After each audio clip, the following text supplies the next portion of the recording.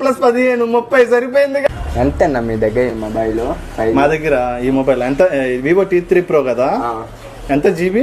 12256 అన్న. 27,000 బ్రదర్. ఈ మొబైల్ బాగుంది, కొత్త మోడల్ లాగా ఉంది.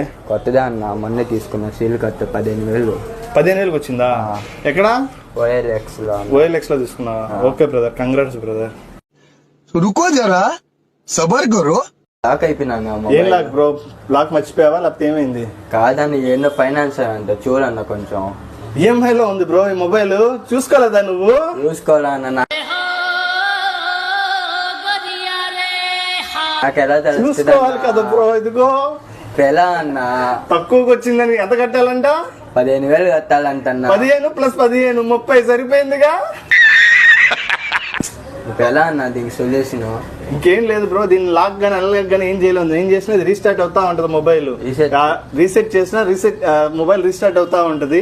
ఓన్లీ ఒకటే సొల్యూషన్, అమ్మి నుండి పట్టుకొని ఆ డబ్బులు కట్టించు అంతే.